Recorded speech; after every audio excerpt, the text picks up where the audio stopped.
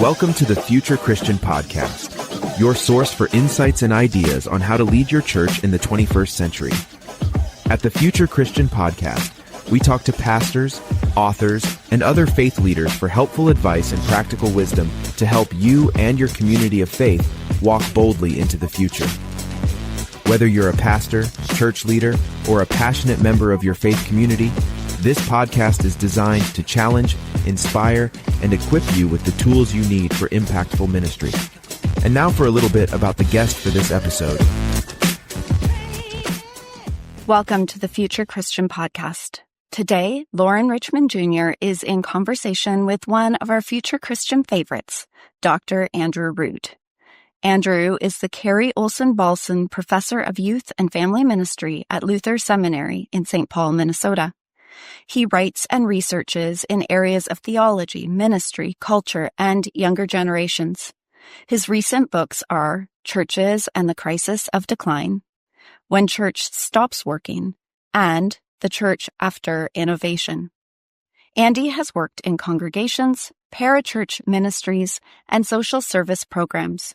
He lives in St. Paul with his wife, Kara, 2 children, Owen and Maisy, and their dog. When not reading, writing, or teaching, Andy spends far too much time watching TV and movies. A reminder before we start today's conversation, please take a moment to subscribe to the podcast, leave a review, and share Future Christian with a friend. Connect with Lauren, Martha, and Future Christian on Instagram.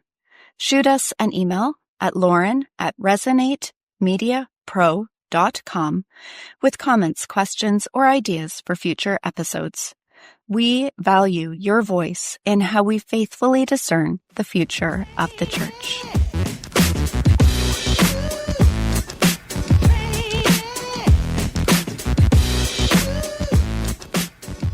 Hello and welcome to the Future Christian Podcast. This is Lauren Richmond Jr., and today I'm pleased to be joined by Dr. Andrew Root. Hello and welcome to the show. Hey, thanks for having me back. I'm really glad to be here. Yeah, looking forward to the conversation. So, Andrew has been on the podcast before. So, if you want to listen back and hear about his backstory, if you don't know who he is, I'll link past episodes. But, Andy, one thing I always like to ask you is what are you watching and, what relevance, I feel like you're so good at, finding the cultural vibe within entertainment. So I'm just kind of curious, what are you watching and what are you noticing? Well, I think I'm going to blow your illusion of me because what I'm in the middle of right now is The Empress on Netflix. That's actually a German biopic series about Franz Joseph, the Habsburg Kaiser. So don't I seem super cool? Very zeitgeisty. Right. This is when you know you're becoming old, when you're like, I would like to watch period pieces about the 19th century. So that's one. I guess probably more interesting is, I'm forgetting the title of it now, but the Steve Carell movie with the tech bros, Something Mount, with Jason Schwartzman too. I watched that just a few days ago, and that is very zeitgeisty. I mean, it is, these ultra rich tech guys, in some sense killing each other, but also I don't know, you just see their moral vision of the world, and it's very interesting, and it fits my bias, so I really liked it. Did you ever read Atlas Shrugged? No, I have never read it. So several years ago, I just made it my mission to read that thing. Yeah. And I mean, it was a slog. And I skipped over, there's a section in the book where I forget the character, just it has 100-page, literally there's a 100-page speech. Oh, really? And I remember reading a biography on Ayn Rand, and it's she spent a whole year, or some ungodly amount of time on that speech, and I just kind of felt bad. And, completely skipped over it, but also, that was the theme of the book, is all the rich people were building this mega city, which, I don't know if you've seen the news about the current administration wanting to sell off public lands that could be happening again. Yeah. So that's great. Yeah. my wife and I have been watching reruns of Home Improvement, speaking of classic 90s television. So I think it is kind of interesting for us, just kind of, at least for me maybe, to kind of see like the cultural vibes of the 90s. And Yeah. It's really interesting, isn't it? Right. And I can't tell if it's interesting just because I'm old, and so I have like some classic nostalgia for that. But I think it's more, I try to do this in this book we're going to talk about. Like, I think there's something about the way things were in the 90s and the way things are now that there's a kind of contrast there. I mean, they're interconnected, but there's a major, like, I think, moral contrast of kind of where we sit and how we even recognize ourselves and see ourselves. Yeah, speaking of 90s television, I just saw something on Facebook that I guess Family Matters is coming back. Oh, really? So I'm kind of curious. I mean, I spent so many years, I feel like, watching Urkel and Company. Yeah, sure. It's a good 90s memory. Yeah. Well, speaking of your book, let's just jump right into it because there's a lot I want to talk about and I want to hear from. So the title of the book is what? Evangelism in the Age of Despair. What's the subtitle? Yep. Oh, what is the subtitle? I think I do have it around here. What it is? It's Hope Beyond the Failed Promise of Happiness. There you go. See how good I am at promoting my own book? Yeah. So I think the first thing I want to ask is just about the title. I think the title really struck me, like that despair word. Yeah. It really feels like an apt word for our moment. I mean, I don't know if it's just from reading your book or even broader, like the sense I feel like in society of nihilism and defeatism. Like, it feels just like across the spectrum, like even certainly amongst the left, but I think there's somewhat of it to the right too, amongst the political right. And I'm curious to kind of what sparked that concept or that framing for you. Yeah, I mean, so this is the second book that I've written. I wrote a book a long time ago called The Promise of Despair. So now I have a book with two books with the word despair in the title, so you can see maybe. You can see maybe my psychological disposition, but they actually are quite different. I mean, the despair here came from the publisher. So Jeremy Wells at Baker, I think, came up with this, and I was very happy to go with it. But really, I mean, there's a sense where you could see despair in more of a kind of Kierkegaardian vein, a kind of existentialist perspective, which you can hear in The Promise of Despair. There's this sense of like despair opening up, but here it's more kind of direct, I think. And when we use the word despair in the title, it's simply maybe shorthand or maybe a kind of punk rock version of just this malaise of unhappiness that's fallen on people. And that's really what I wanted to point to here, is that I think we're in a moment and in a time where people just feel really fundamentally unhappy, and that these have been really hard 3 decades of the 21st century, and that and we see the symptoms of that in multiple ways, from mental health crisis to huge senses of economic inequality to what feels like a daily kind of political crisis. I mean, these things are just everywhere, and people kind of are just sitting looking at their screens, scrolling through social media, outraged and depressed and anxious. I mean, my gosh, we have 11 and 12-year-olds who are overwhelmed with levels of anxiety. So here despair really just kind of means this malaise of unhappiness, I guess is the best way to say it. And as the subtitle says, part of the reason I think we're just so damn unhappy is because we're so hell-bent on being happy. We're so sad because we just want to be happy so badly. And it just might be that happiness isn't a good that actually can provide what we yearn for. And the more you chase it, the more it disappears from your hands and the more unhappy it makes you. I was curious if you came across this when you're writing your book. I remember, gosh, what's the podcast now? Shoot, it's an NPR podcast. I'm blanking on the title. Oh my goodness. This is for me not getting sleep last night. Shankar Vedantam. What's that podcast? You're asking the wrong guy. I only listen to hockey podcasts. So folks who know it will listen to it, who will recognize it. NPR, Shankar Vedantam. I'm forgetting the name of the podcast. But anyway, some months ago, he did an episode back where he talked about like chasing happiness. Like it's like this thing, if we keep trying to like push down, I remember them using like the image of like a seesaw. Like if we keep trying to push down on that happiness button, that side, it inevitably kind of boosts up the sadness or the despair button.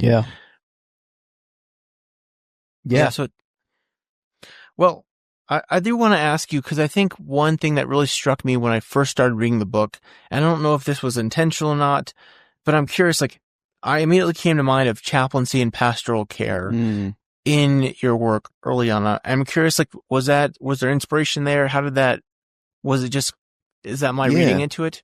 No, I don't think it's your reading into it. There wasn't like a direct kind of connection to pastoral care, chaplaincy, but I think the ultimate kind of theological construction, and even more so than theological construction, the kind of ministerial kind of drive of practice is similar to that. I mean, this book, the title of it is about evangelism. That's the first word in its title, but in some ways it's mislabeled, because it's not evangelism book where I'm like giving you your 6 models of evangelism. Pick one. Here's the pluses and the minuses of each one. It's more of a book really where I think the constructive edge of it is a theology of consolation. And so, there is a connection that I think you're rightly reading to chaplaincy and to work with people in deep grief, and even the story that I tell throughout this book about this congregation and this way that these kind of lay people reach out. And I'm really essentially making a case for how we live evangelism more than think of evangelism as some kind of strategy, that we leverage on people, and that becomes all the more necessary in this time where people are deeply, deeply sad, that people don't need a kind of instrumentalized strategy to convert them towards an idea.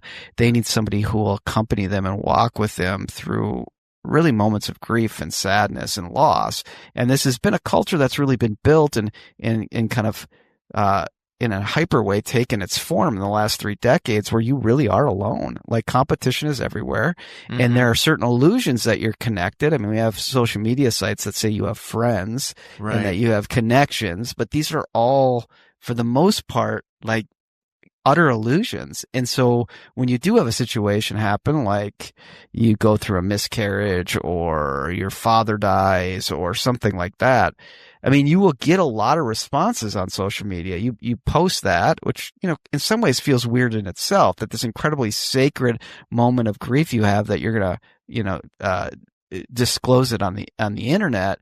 But we do that. I mean, that's the way we are. And you will get a lot of responses. Like, you will get a lot of sad face emojis on Facebook.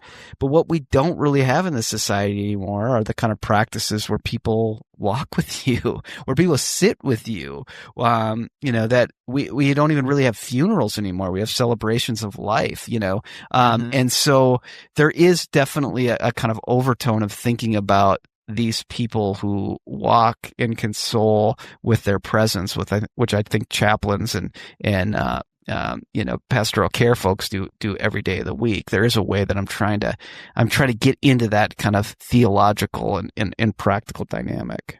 Yeah. I found the podcast, Hidden Brain. Hidden Brain is the podcast recommended. So I think something that struck me again reading the book, and I'll read a quote here from your book. You write, "Consolation can never be theoretical. It must be fundamentally practiced, is always pastoral. Consolation is one of the tradition's deepest forms of doing theology, and it is never disconnected from the practice of ministry." So I took from that this idea that real theology happens on the ground. And I've often felt, and I don't know, again, I think something from your book defined it. So I'm curious your perspective. Do you think, I think you suggest this, right? That pastors and chaplains can be better theologians than academics. And I'm curious, if your wife's role as a pastor, seeing her do this ministry work, does that influence your view? Oh, yeah.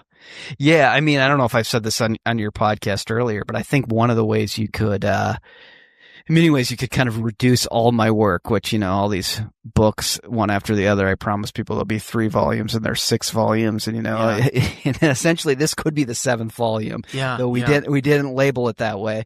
But in many ways, you could, I think, reduce all my work down to really, kind of, giving, I don't want to say justification, but essentially in a vision to what my wife does as my wife Cara does as a pastor to a small congregation in South Minneapolis.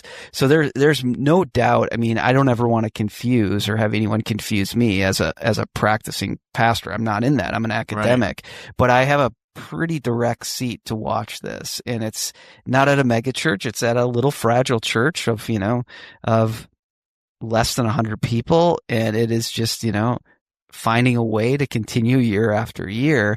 But there are these incredible moments and incredible needs of giving consolation and, walking into that fire. And that's what a pastor does. A pastor walks into, instead of running away from the grief, they walk into the grief, and they walk into the grief not to fix it.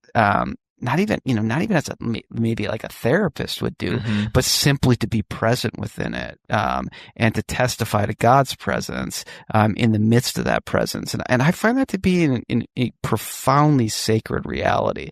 So the stories that I see and the places where I see, Cara does this beautiful, it really lives out a theology is in these kinds of moments, where you prepare a woman in her 40s to die, as the doctor says, there's no other treatment here, and then help her husband and her daughter live after this incredible rupture and loss and live in the grief. Like, having a congregation, forming a congregation who can do that kind of consoling work, and then, doing it yourself as a pastor, again, to say it again, it just feels like such a sacred act, and one that's just so deeply needed in this cultural moment, that we've just kind of lost. And I think we just have a bunch of lonely, really sad people who are, in some ways, anesthetizing themselves with just more and more social media that makes them more and more outraged. Yeah. And that the outrage is some ways a distraction from the pain that they live with, of the sorrow they have. And maybe the church's great testimony and witness in this moment, the great ministry it could do, is simply to walk with people and be formed by practices of consolation. Yeah, I think that's so important. It leads me to another thought I had reading the book. And this is the idea that I think you tease at this, and I think this is certainly something I recognize as well, that there's this feeling in society right now that, like, sorrow is contagious. It's like we don't want to get too close to it. It's like a sickness or disease. Like, we know someone's got a cold, so we want to necessarily get up in their business, and we kind of treat sorrow like the same. Like, we'll come and, like, give you a hug, pat your back, but then, like, we don't want to catch it. But I think, like, there's some truth that, like, it kind of is contagious. And what I mean by that is, like when we go and truly enter into the sorrow of another, like, we feel it, like, we feel their sorrow. But also, I think, like, it kind of, like, builds up our immunity. Again, I'm playing kind of with this metaphor. Yeah. And strengthens us to be able to handle sorrow in our own lives and the lives of others. Yeah. Is that fair? Yeah, no, I think that is true. I mean, I do think that there's a kind of mystical reality into sharing this. I mean, in many ways, like the tradition, I do want to kind of, point out to the reader here. And again, maybe this is completely self-indulgent, but that there's a long tail to this in the history of Christianity. It really goes back to the patristics era. And there is a kind of deep sense that there's a mystical reality that when suffering is shared, there's a certain way that I don't know, call it its demonic isolating force is broken. And yes, it is legitimately held by another, but I kind of like your metaphor of that we actually have a stronger immune system or something to deal with it. And in some sense, I think what it ultimately is, and I try to use Blaise Pascal in the book to show this, is that Pascal actually thinks you can only really be in touch as a human being with your spiritual depth, with the sense of being, of course, material and embodied, but that also having a kind of sense of soul to it, by surrendering in some ways to your sorrow. Because the only other option is to continue to distract yourself from it, or to try to think yourself out of it. And neither of those are very good. And his great wager is that if you fall into your sorrow, if you'll admit that you're filled with sorrow, or that there's something within you that can't kind of complete yourself, that you need something from outside of you, that he thinks that you'll find a great presence there. And Blaise Pascal is one of the great converts of the Christian church who found a great presence there, that he found fire and changed him. Yeah. I want to come back to that, to the illustration you made about the demonic, but the other side of that interesting thing about like the contagion of sorrow that struck me is, I noticed this like a few months ago. I started working again as a chaplain, and I felt like once like I started like essentially willingly started walking into the sorrow of another person, like I feel like it found me more. And I'm curious, like if you've thought about that, like when you step into another sorrow, like you become more, I don't know if it's like more attuned, or people have the sense that they know you're someone who will bear their challenges with them. What do you think?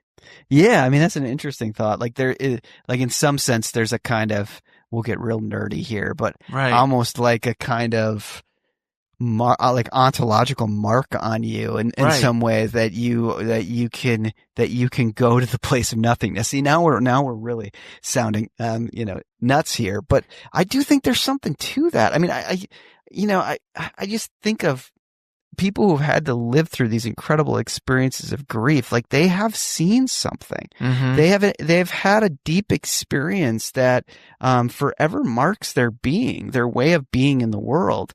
And I think that those that journey with people this way, I think that the pastoral practice is one where you do become marked by the sorrows of others, and no one can really bear that unless being marked by those sorrows is also for them to be sacramental in some way, for them to bring you into the very marks of Jesus Christ, and to have this kind of vision, and that so maybe this is also a vision perspective too from your side, like you're attentive more, but there is this sense of like Jesus Christ is found in sorrow. And I think it's kind of both ways that we become more attentive to follow and look for Jesus Christ in sorrow.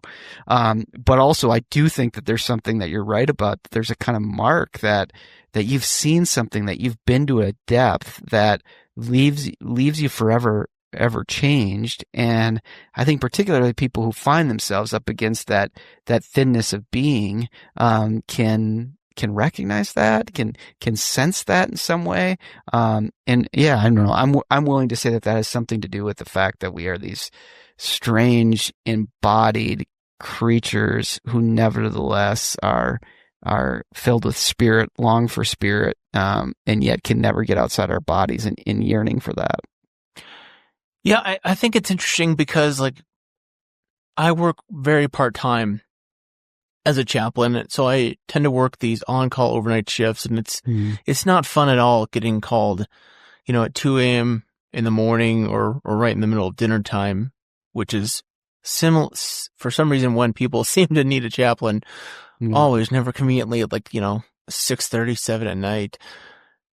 But it's interesting, like for me, like I found like I don't know how else to describe it, as like there's an addictive nature to it, because like I know like when I'm in it with somebody, like it feels like it's tangible. Like I don't know, like I can sense God's presence, and to me, like there's this I don't know whatever better word to use, except addictive, because like I sense like I'm gonna experience God's presence there, and it's so powerful that again it's like it overwhelms the fact that I'm waking up at 2 a.m. or whatever that next day.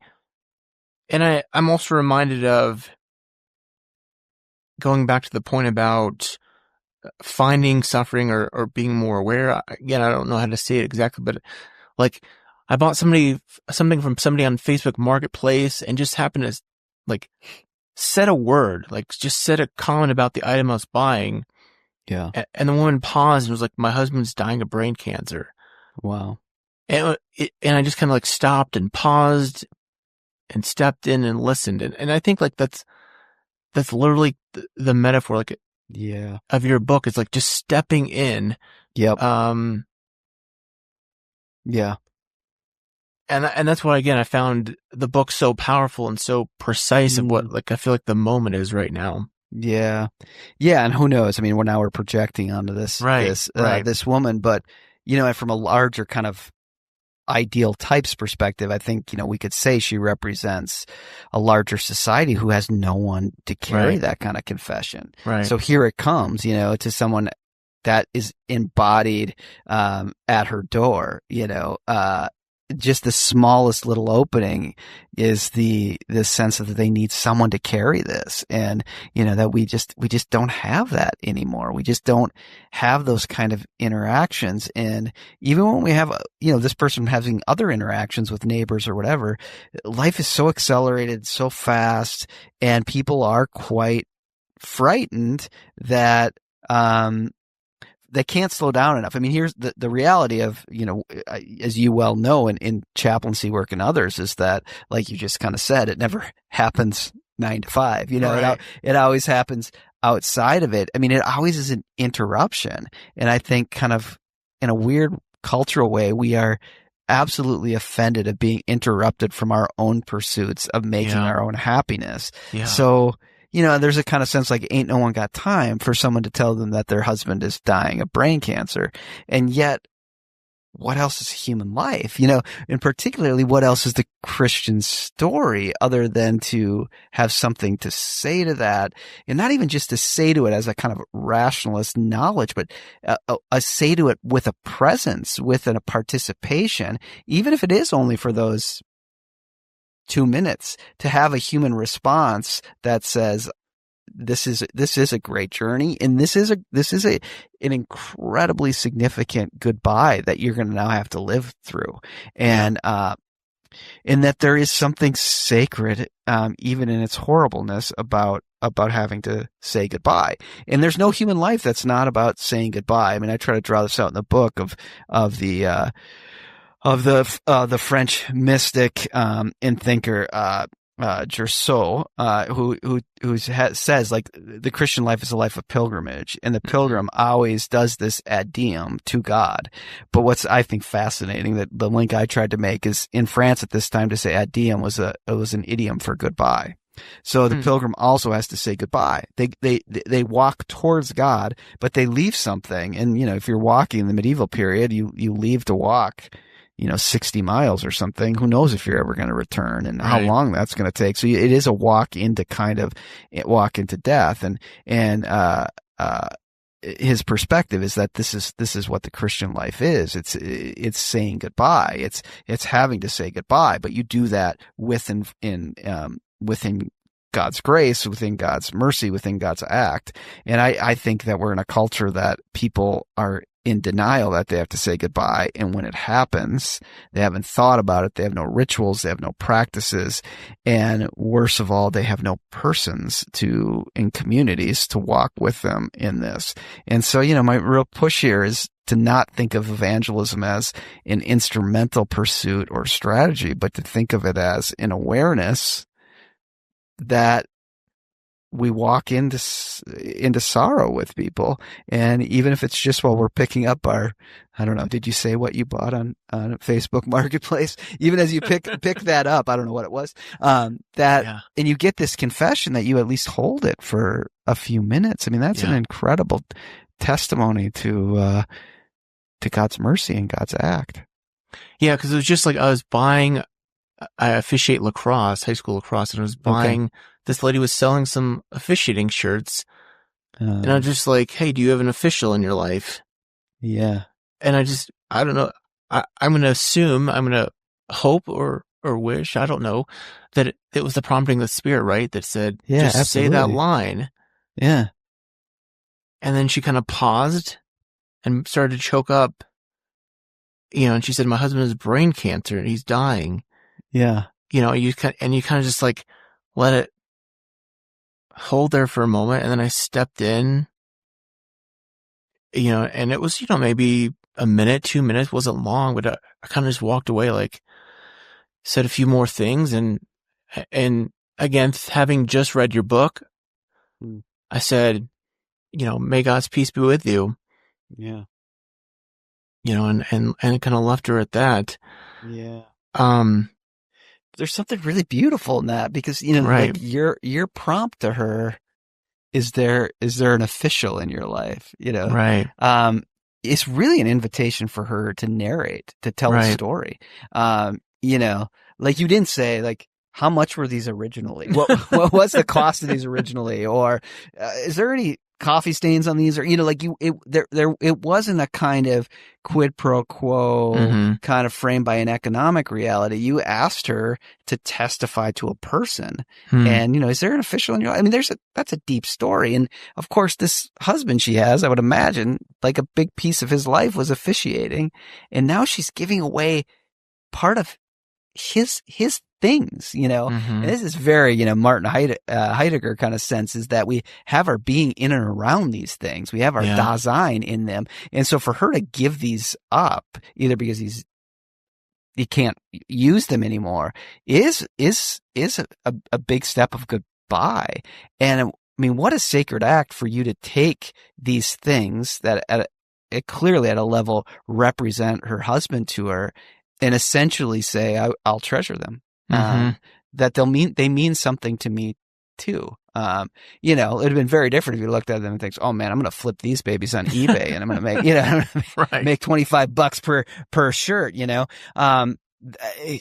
to hear her story and then to bless her is exactly, I think, in very microcosm what I hope the church can be for the world, bearing the world's stories and giving a word of blessing as people have to say goodbye, and an openness to journey with people, even if it is just for that 2 minutes on a porch. But, I also try to give stories in the book of people who journey much longer than with the church. And, but if we won't journey for 2 minutes and say, do you have an official referee in your life, and then hear that story? Cause another move anyone could make and would feel tempted to make, I do it unfortunately all the time on airplanes, is when the conversation starts, you put up all the things like this is too much for me, Right.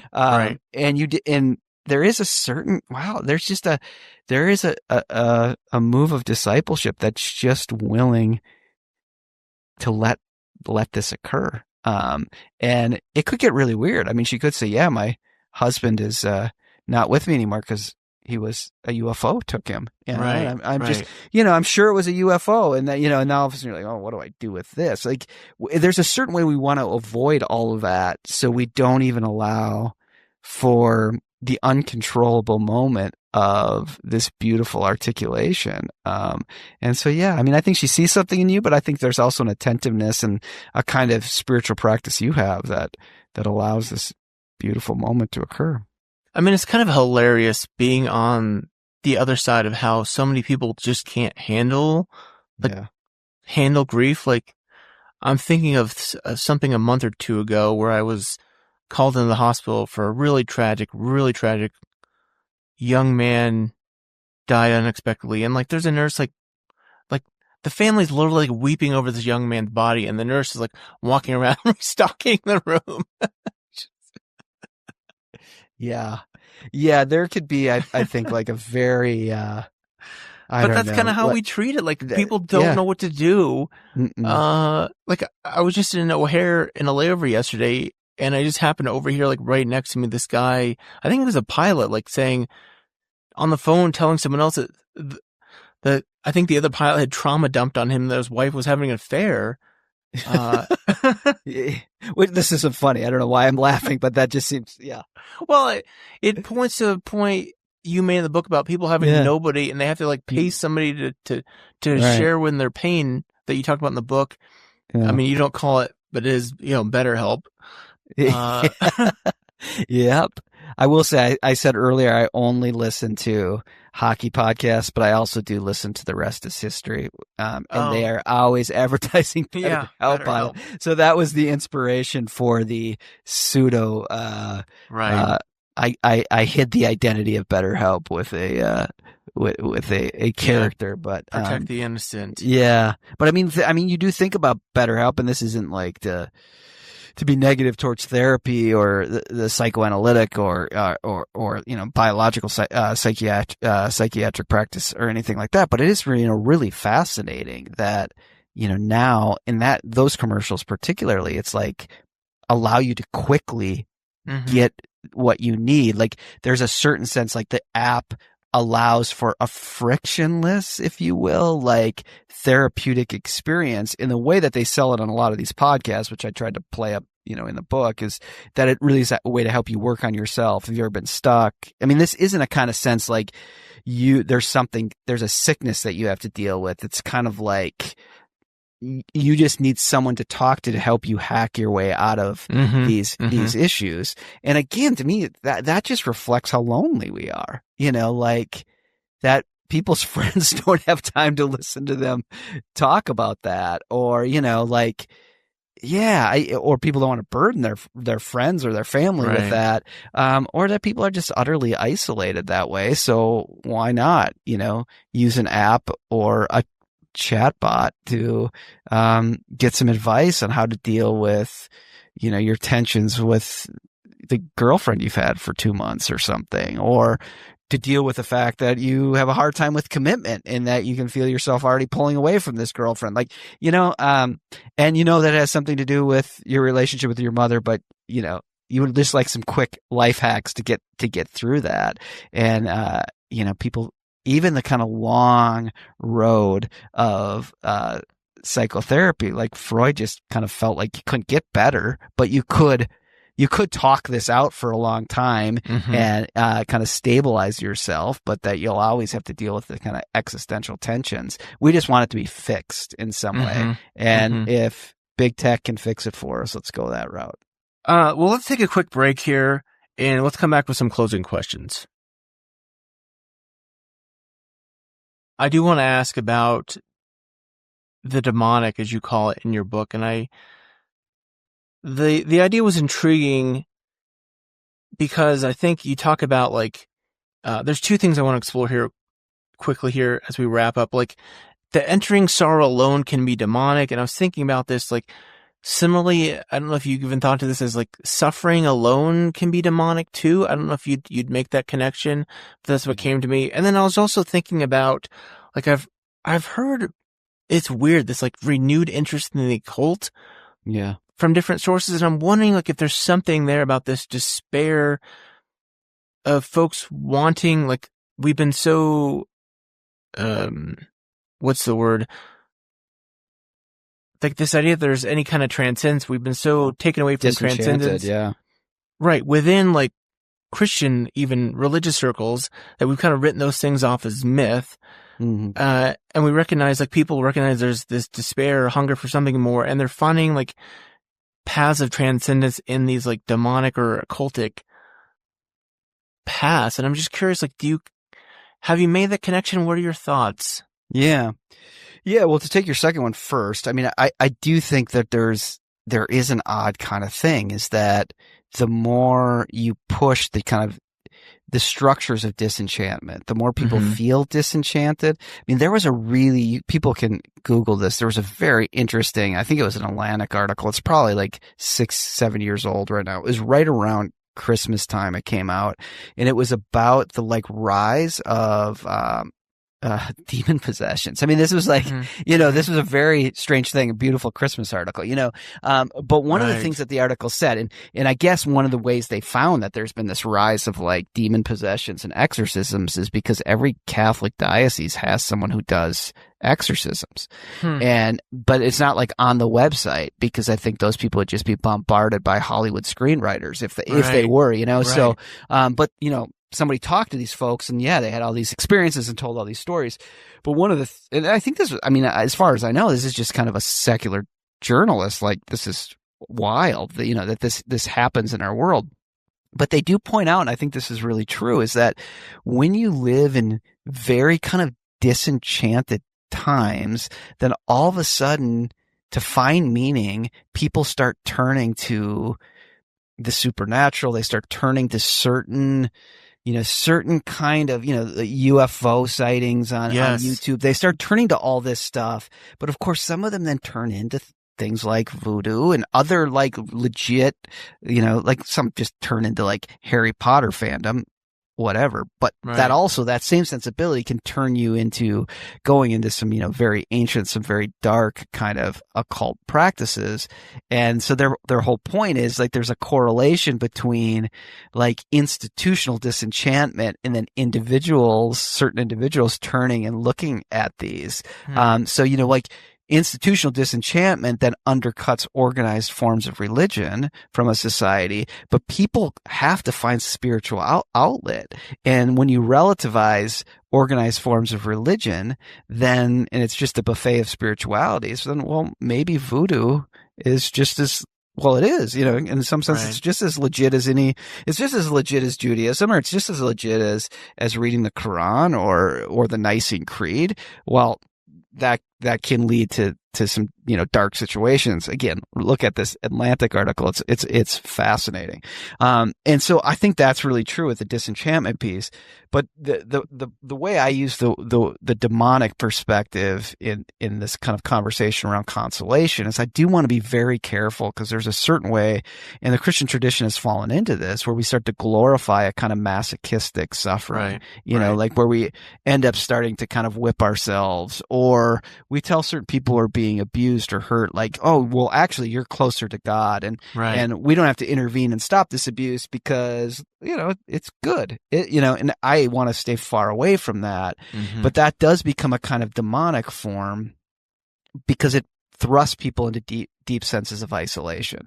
And one of the ways I want to protect from, I think, an overstatement that Pascal makes is where he says, if you turn in and fall into your suffering, you'll find a great presence there. And his story is one of himself, like in his flat, in his apartment in Paris, having this experience of God's fire, and realizing it's not the God of the philosophers, it's the God of Abraham, Isaac, and Jacob that comes to him, and fire, fire, fire.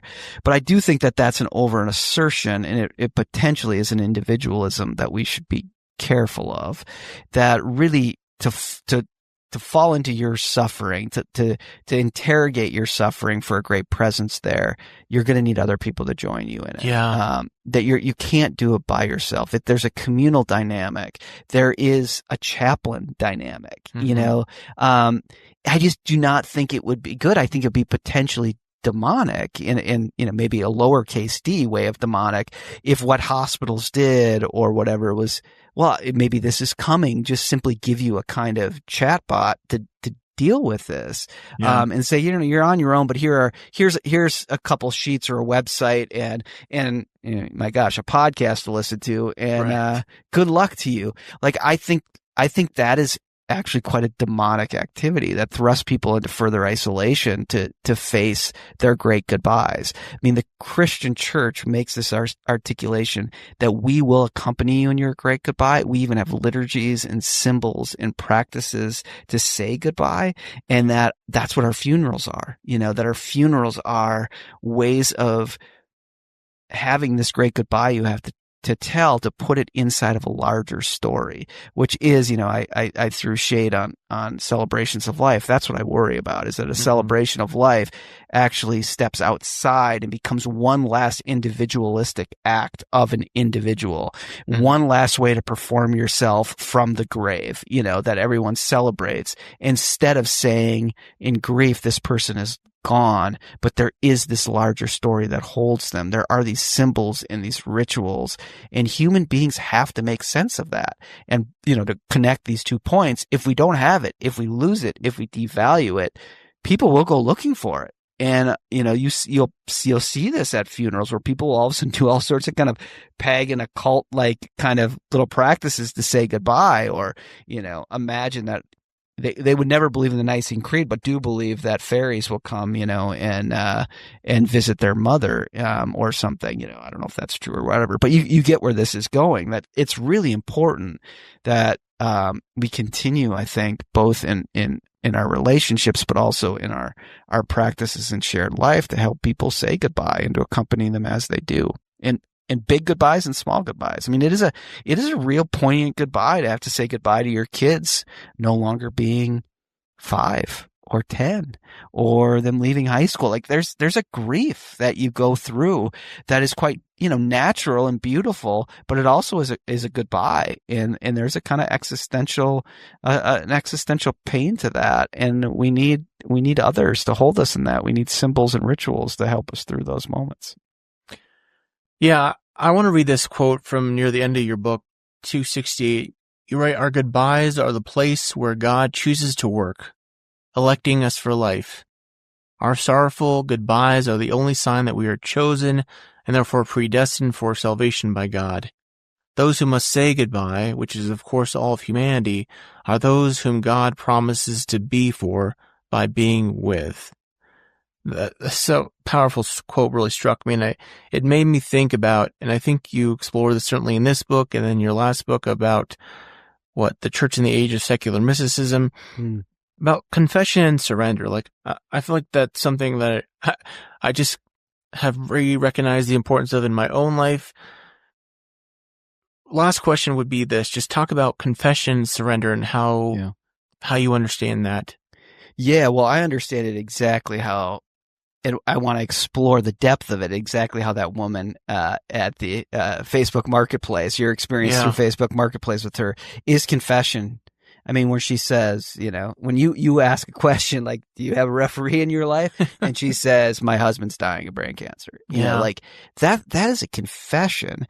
And there then is a call put upon you. I mean, this is very much Bonhoeffer's, here's the call of Jesus Christ to follow. And your follow is, do you surrender to this moment and where it might take you and what it might mean to walk with her even for these 5 minutes? You still get to have your boundary. You still, you don't have to sit with her for 3 hours while your own children are in the backseat of your car, roasting on a hot day. You still get to say, I need to go, but I've heard you. But there is a kind of surrender of, can you have a human moment with her?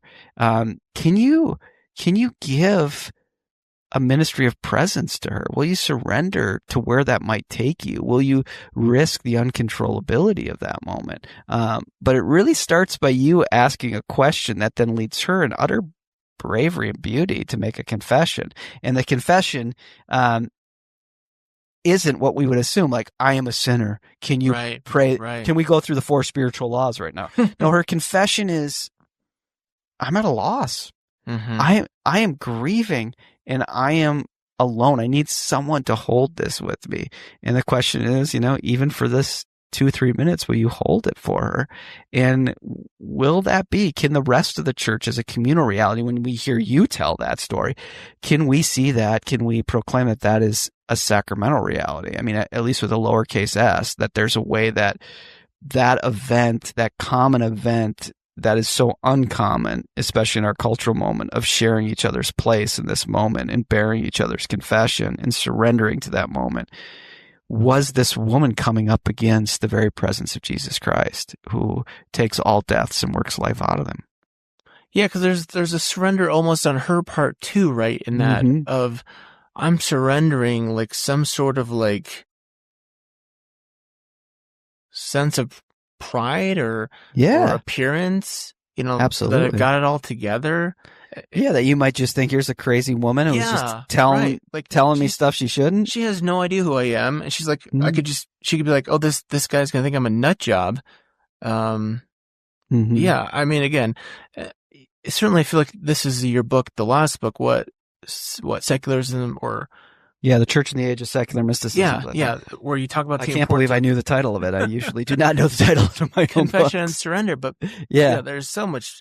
I feel like it's so transformative, these practices. So I appreciate your work. I look forward do you want to tease, like, because you got another one coming out with your wife, right? Yeah, we have a book that's will be a little bit lower shelf than my other books, which are filled with so many footnotes because I'm addicted to footnotes. But this is a one that was going to explore kind of parenting and pastoring. And I mean, we were just talking about uncontrollability. It will kind of look at uncontrollability and a kind of release of control and the thinking about pilgrimage as a way to think about parenting and leading the church. So that comes out in September. Well, I'm looking forward to it. My daughter is entering into teenagehood this summer, and you talk about goodbyes and grief. I mean, and anxiety, all relevant. Well, anything else you want to say about where folks can connect with you or anything else? Yeah, people can just find me. I have a website that's just andrewroot.org, and people can find me there. And you can always email me too. I don't know if you'd want to do that, but you always can find me on the interwebs. All right. The book is Evangelism in the Age of Despair, and give us the subtitle. The subtitle again, I got to turn around and find it. I'm trying to read it off my phone and find print. It is called Hope Beyond the Failed Promise of Happiness. That's it. And the cover is just super gloom. So really, it is. It's very rainy and yeah. Well, thank you so much for your time. Really appreciate the conversation, and safe travels. Leave you with the word of peace. May God's peace be with you. Thank you very much. Thanks for having me on the podcast too.